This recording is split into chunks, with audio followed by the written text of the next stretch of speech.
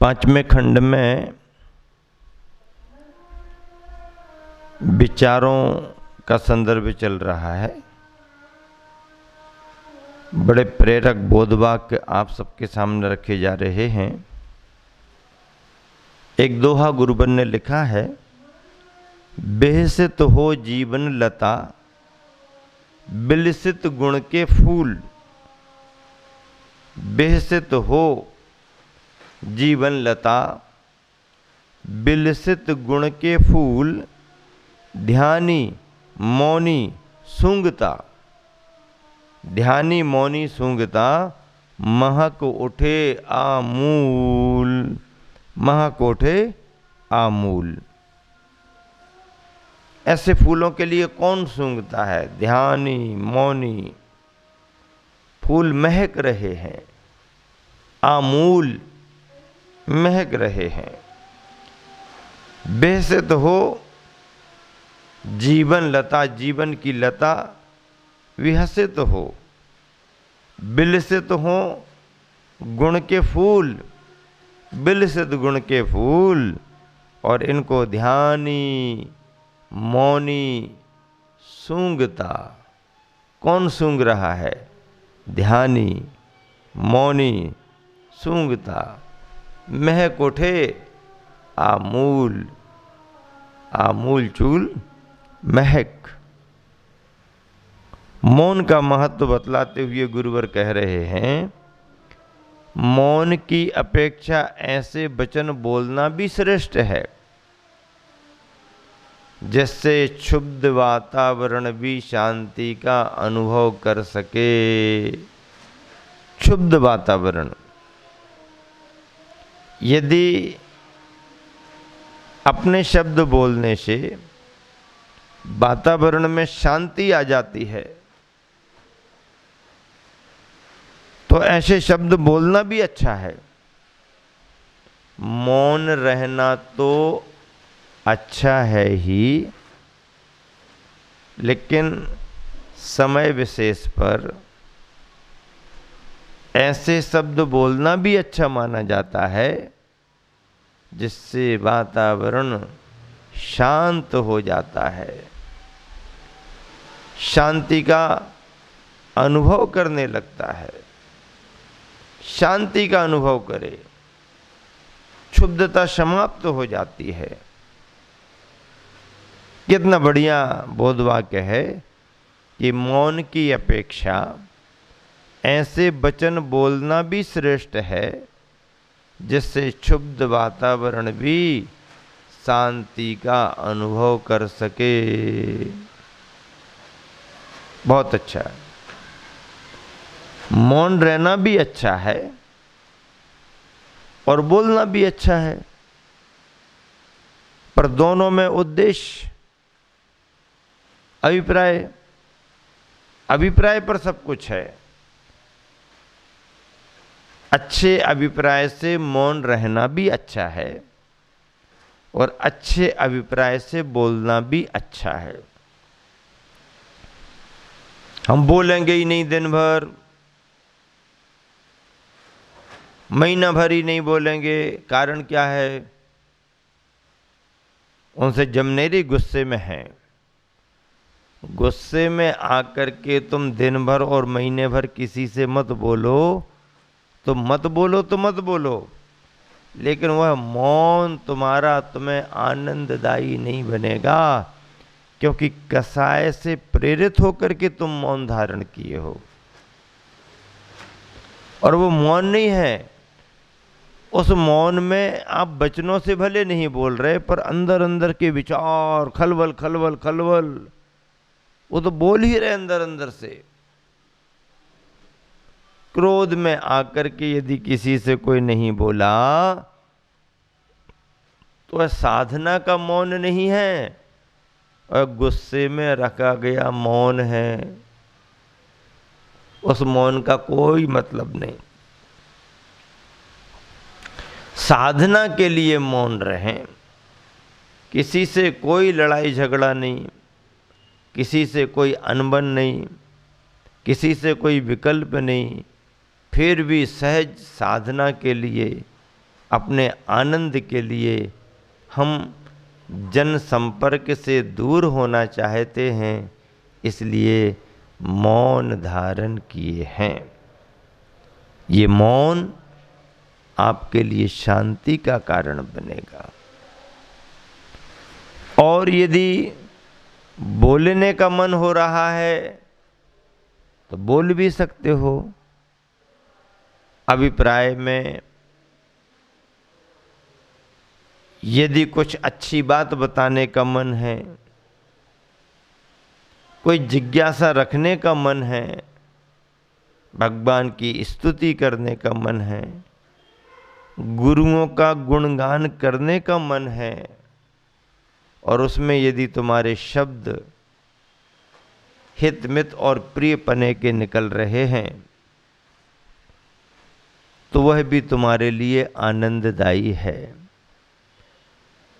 और किसी ऐसे समय जबकि लड़ाई झगड़ा हो रहा हो, ऐसे समय जबकि अशांत वातावरण हो, लोग एक दूसरे पर आरोप प्रत्यारोप लगा रहे हों, उस समय भी यदि हमने कुछ अनुभव से अच्छी बात बता दी, कुछ अच्छा सुना दिया, और उसे सुन करके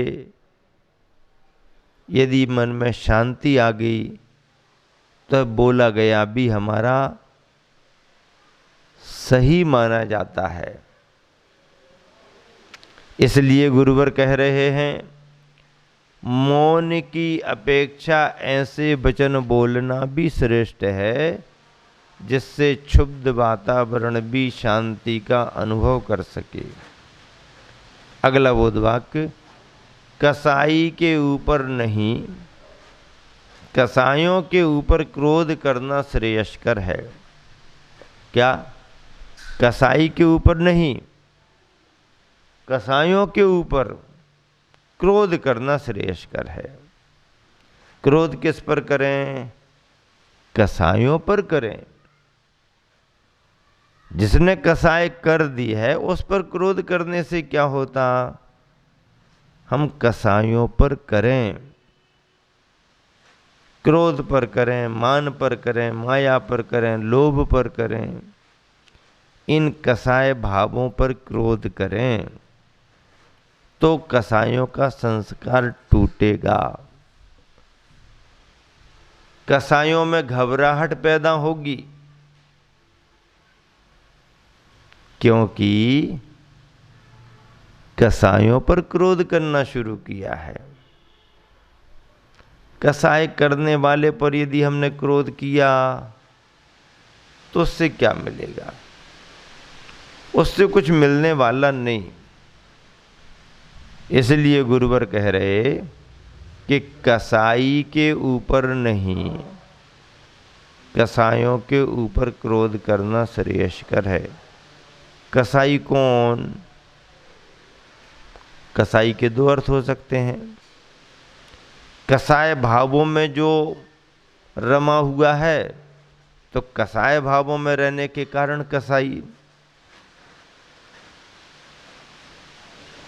और हिंसा करने वाले को भी कसाई कह देते हैं। पर हिंसा करने वाले कसाई की बात यहां पर नहीं है, हैं? कसाय शब्द से कसाई शब्द बना हुआ है। इसका अर्थ कसाय करने वाला जो होता है वो कसाई माना जाता है। और ऐसे कसाय करने वाले पर क्रोध करने से कोई फायदा नहीं। क्रोध यदि करना ही है तो अपने कसाय भावों पर क्रोध करें। कसाय भावों पर क्रोध करेंगे तो कसाय का संस्कार टूटेगा और निष्कसाय अवस्था आएगी। अगला बोध वाक्य, वज्र के प्रहार से पत्थर कट सकता है पर नवनीत नहीं। क्या? वज्र के प्रहार से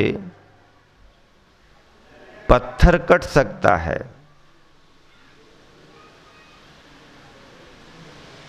वज्र श्रेष्ठ धातु, मजबूत है, और ऐसे वज्र के प्रहार से पत्थर कट सकता है, टूट सकता है, चूर चूर हो सकता, पर उस वज्र के प्रहार से नवनीत नहीं, क्योंकि नवनीत विनीत ही बना रहता है। नवनीत विनीत ही बना रहता है। अब जो विनीत बना हुआ है उस पर कोई कितना भी प्रहार कर दे वो विनम्रता से उसे झेल लेगा। और यदि कोई अकड़ करके बैठा हुआ है और कहता है कि क्या समझते हो तुम मेरे लिए, तो फिर यदि उससे भी भारी कुछ आ गया तो वो उसको दबोच लेता है, समझ में आ जाता है। इसलिए कहा जा रहा है यहाँ पर कि वज्र के प्रहार से पत्थर कट सकता है पर नवनीत नहीं, क्योंकि नवनीत विनीत ही बना रहता है। खस खस के दाने बराबर दूसरों को दिया गया दुख हमारे लिए मेरू के बराबर होकर फलता है। खसखस के दाने बराबर, कितना छोटा सा होता है खसखस का दाना, बारीक छोटा सा। तो ऐसे खसखस के दाने बराबर दूसरों को दिया गया दुख हमारे लिए मेरू के बराबर होकर फलता है। सुमेरु पर्वत के बराबर हो जाए, इतना बड़ा हो जाए, इतना छोटा सा दाना ना, ऐसा ही है। फलता तो है, बीज बपन कर दिया गया, जमीन के अंदर बो दिया तो वह बड़ा होगा ही होगा। क्या कह रहे हैं गुरुवर? खसखस के दाने बराबर दूसरों को दिया गया दुख, जरा सा भी हमने किसी को कष्ट दिया तो वह दिया गया दुख हमारे लिए मेरू के बराबर होकर फलता है। अगला बोध वाक्य, अपनी रक्षा करना तो ठीक है, अपनी रक्षा करना तो ठीक है, लेकिन अपनी रक्षा के लिए दुनिया भी मिट जाए यह कोई धार्मिकता नहीं है। अपनी रक्षा करना तो ठीक है, प्रत्येक प्राणी को अपनी रक्षा करनी चाहिए, रक्षा करना उसका अपना मौलिक अधिकार है। तो अपनी रक्षा करना तो ठीक है, लेकिन अपनी रक्षा के लिए दुनिया भी मिट जाए यह कोई धार्मिकता नहीं है। हाँ, अपनी रक्षा हो भले दुनिया मिट जाए, नहीं, ऐसा नहीं, दुनिया को मिटाना नहीं है। अपनी रक्षा तो करना है पर दुनिया को मिटा करके अपनी रक्षा नहीं करना। जो लोग सुंदर दिखना चाहते हैं देखें, नेचुरल है, अच्छा है, भाग्य है। नेचुरल यदि सुंदर नहीं है, कुछ कृत्रिमता से सुंदर दिखना चाहते हैं तो ठीक है, उसका भी उपयोग कर लो। कोई बाहरी श्रृंगार सामग्री लगाने से यदि तुम सुंदर दिखते हो तो उसका उपयोग कर लो, लेकिन तुम्हारी अपनी सुंदरता में, तुम्हारे सुंदर दिखने में यदि किसी की सुंदरता का उजाड़ हो रहा हो, हमारी सुंदरता तो बढ़ रही लेकिन सामने वाले की सुंदरता का उजाड़ हो रहा है,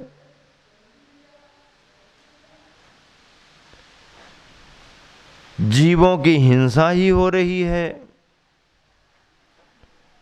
तो जीवों की हिंसा करके अपनी सुंदरता बढ़ाना ठीक नहीं है। नेचुरल जैसे हो ठीक है, कथनचित सुंदर बनने का भाव भी है तो करो, पर अपनी सुंदरता बढ़ने में दूसरे की सुंदरता खराब ना हो, इस बात का ध्यान तो रखो। दूसरे का जीवन उजड़ रहा हो और तुम्हारी सुंदरता बढ़ रही हो, इस सुंदरता का कोई मतलब नहीं। हाँ, सुंदरता भी बढ़ जाए और जीव हिंसा से भी बच जाए तो बहुत अच्छी बात है। ऐसी बात को लेके गुरुवर कह रहे, अपनी रक्षा करना तो ठीक है, लेकिन अपनी रक्षा के लिए दुनिया भी मिट जाए, यह कोई धार्मिकता नहीं है। अगला बुध वाक्य, जो पापों से बचाकर प्राणियों की रक्षा करे वह है क्षत्रिय। पापों से बचा करके प्राणियों की रक्षा करे, यानी रक्षा करे सो क्षत्रिय है। क्षत्रिय का मतलब यह है जो सभी के लिए रक्षक बने। क्षत्रिय कैसे कहते हैं? छतरी यदि तुम्हारे हाथ में है तो है बारिश से भी बचाएगी, धूप से भी बचा लेगी। तो छतरी जो है वह बचाव में कारण है कि नहीं? बचाव में कारण है, इसलिए तो छतरी कहा। तो जो बचाव में कारण होती है उसे छतरी कहते हैं। इसी तरह से जो प्राणियों को संरक्षण दे उसे छतरी कहते हैं। प्राणियों को संरक्षण दे, निश्चिंत रहो, चिंता मत करो, हमारे रहते हुए कोई चिंता करने की जरूरत नहीं। तो जो पापों से बचाकर प्राणियों की रक्षा करे वह है क्षत्रिय। हाँ, क्षत्रिय प्राणों का हनन करने वाला नहीं होता। हिंसा प्रेमी क्षत्रिय कभी हो नहीं सकता।